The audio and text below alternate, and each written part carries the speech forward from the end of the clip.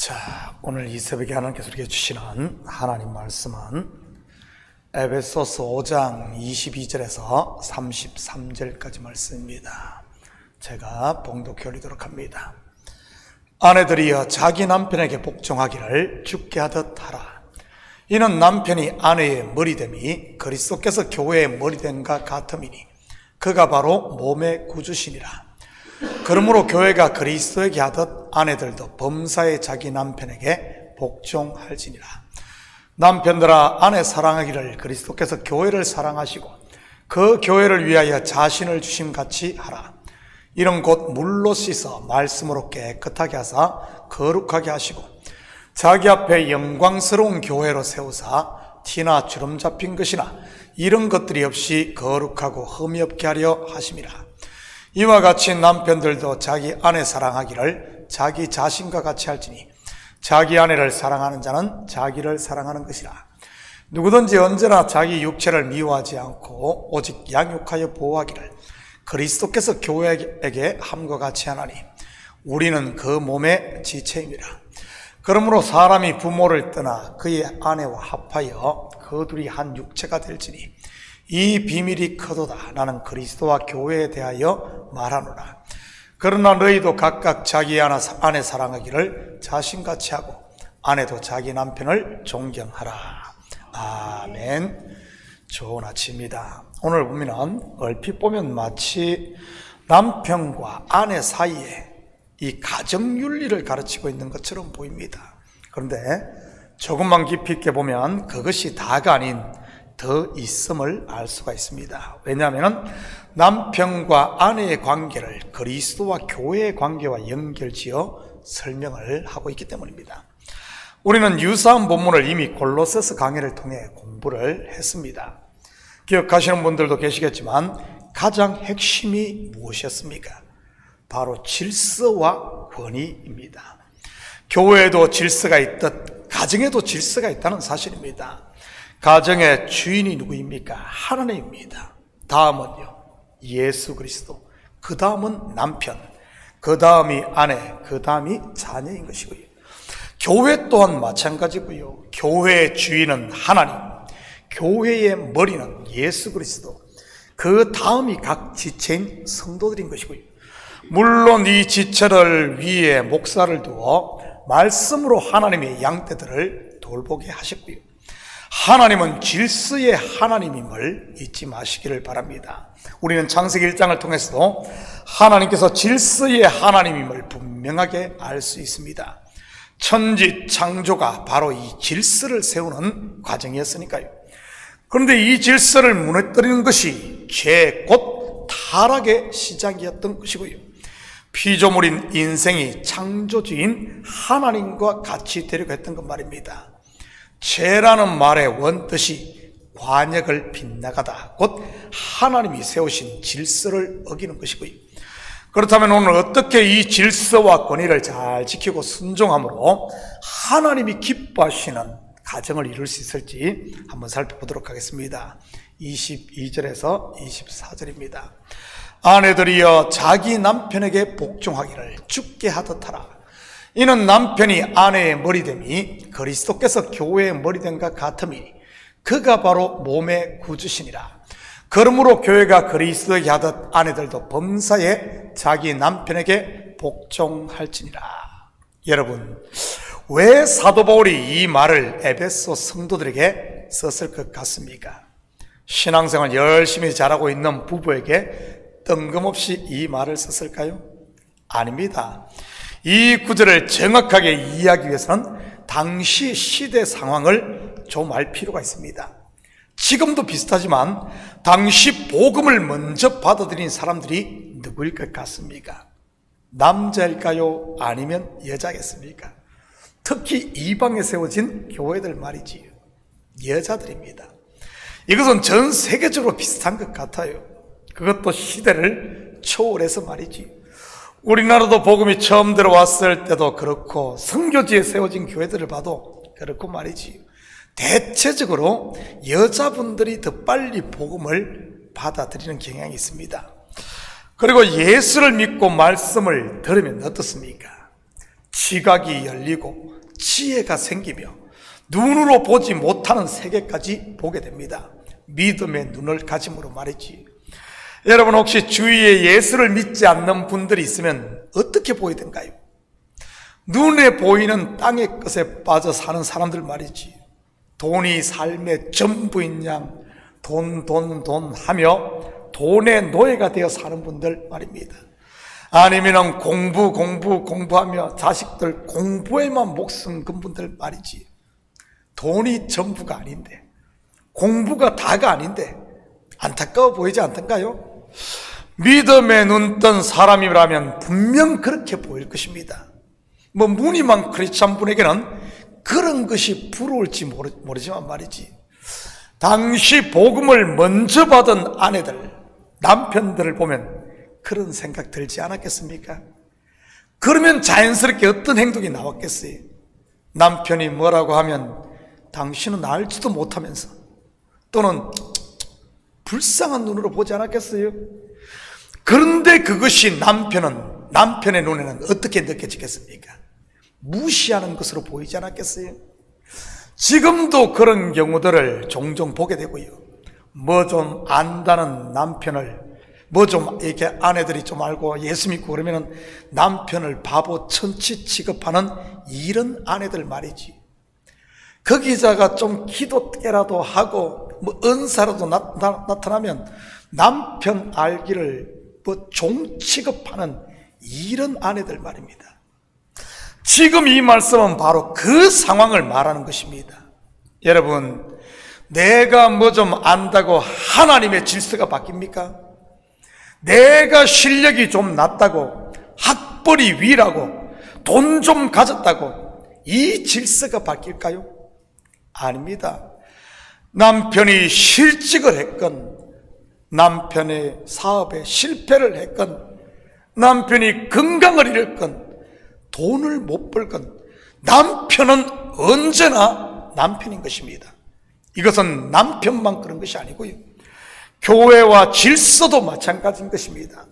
하나님께서 당신의 교회와 양떼를 돌보라고 세운 목사, 교회를 부흥시키고 잘하면 목사고, 부흥을 못 시키고 있던 사람이 좀 떠나면 목사가 아닙니까? 잘할 때는 존경하고 좀 잘 못하면 무시해도 되는 겁니까? 여러분, 교회의 머리요 신부된 교회의 남편이 누구입니까? 바로 예수 그리스도인 것입니다. 그렇다면 예수님이 내 기도 착착 들어주면 교회의 머리고, 내 기도에 응답이 없으면 머리가 아닙니까? 복을 주면 나의 주인이고, 내가 원하는 복이 안 오면은 내 종이 되는 겁니까? 아내들이여 자기 남편에게 복종하기를 죽게 하듯 하라. 죽게 하듯 하라. 무슨 말입니까? 여러분은 어떻게 예수님을 섬깁니까? 오늘 기분에 따라 이랬다 저랬다 합니까? 내 형편이나 환경에 따라 왔다 갔다 합니까? 아닙니다. 왜죠? 그분은 자신을 들여 나를 구원하셨기 때문인 것입니다. 우리가 주를 섬기는 것은 그 은혜와 사랑 때문에 섬기는 것이고요, 바로 빚진 자로서 말입니다. 물론 빚은 1만 달란트, 즉 영원인 것이고요, 남편도 마찬가지인 것입니다. 왜냐하면 남편은 하나님께서 짝 지워주신 하나님의 선물이니까요. 다르게 말하면 처음 사랑을 잃지 말라는 그런 말입니다. 결국 처음 사랑을 잃어버리면 어떻게 됩니까? 아내가 남편을 무시하고 자기가 머리가 되리고 한다는 말입니다. 다시 신라곤이 되는 것이지. 혼돈과 공허, 허감이 깊음 위에 있는 바로 사사기 말입니다. 사사기의 특징이 무엇입니까? 사람이 자기 소견에 옳은 대로 행하는 것입니다. 이것을 사회학 용어로 하면 약육강식의 사회가 되는 것이고요, 짐승들의 세상 말입니다. 이것은 교회도 마찬가지인 것이고요, 저는 우리 식구들이 하나님의 질서에 순복함으로 가정에서부터 은혜와 평강에 하나님의 나라를 누릴 수 있기를 축복합니다. 25절입니다. 남편들아 아내 사랑하기를 그리스도께서 교회를 사랑하시고 그 교회를 위하여 자신을 주심같이 하라. 그렇다면 당시 남편들에게 가장 큰 문제점이 무엇이었을 것 같습니까? 예수님께서도 직접 언급을 하셨듯이 아내를 버리는 이혼입니다. 요즘에야 아내들이 남편에게 이혼을 요구하기도 하지만 당시는 그런 일은 있을 수 없는 시대고요. 당시 문헌들을 보면 별의별 이유를 대서 남편들이 아내를 버렸습니다. 이혼을 했지요. 반찬을 못한다고 이혼, 못생겼다고 이혼, 남편에게 말을 이쁘게 안 한다고 이혼, 손이 거칠다고 이혼, 빨래를 깨끗이 못 빨았다고 이혼. 한마디로 코에 걸면 코걸이, 귀에 걸면 귀걸이였던 세상입니다. 그러니 사회의 약자였던 여자들 어땠겠습니까? 어디 불안해서 제대로 발 뻗고 잘 수 있었겠습니까? 바울은 남편들에게 크게 세 가지를 교훈합니다. 첫째는 그리스도께서 교회를 위하여 자신을 주신 같이 아내를 사랑하라고 합니다. 무슨 말입니까? 끝까지 책임지라는 말입니다. 왜죠? 바로 하나님이 짝지어 주신 배필이니까요. 이 또한 하나님의 권위에 순종하라는 말이고요. 내 기분 따라 아내를 버림으로 하나님의 권위를 깨뜨리지 말고 말이지. 아내가 마음에 안 드냐? 아내가 마음에 안 드냐? 그러면 네가 죽어라, 이 말입니다. 예수님께서 그렇게 하셨으니까요. 죄로 더러워진 우리를 위해 당신이 십자가를 지신 것 말입니다. 그렇게 내가 죽을 때 어떤 일이 일어난 줄 아십니까? 26절 27절입니다. 이는 곧 물로 씻어 말씀으로 깨끗하게 하사 거룩하게 하시고 자기 앞에 영광스러운 교회로 세우사 티나 주름 잡힌 것이나 이런 것들이 없이 거룩하고 흠이 없게 하려 하심이라. 바로 환상적인 돕는 배필이 된다는 말입니다. 흠없고 거룩한 완전한 헬퍼 말이지요. 저는 개인적으로 이 경험이 있습니다. 우리 가정에 말이지요. 처음 결혼을 했을 때 우리 집사람이 음식을 밥을 해왔어요. 된장찌개인지 당시 김치찌개인지 오래돼서 기억은 없고요. 분명 모양은 된장찌개인데 먹어보니 뭔가가 빠져있어요. 뭔가가. 한마디로 말하면 네 맛도 내 맛도 없는 거 말이지. 제가 밥상 엎었을까요?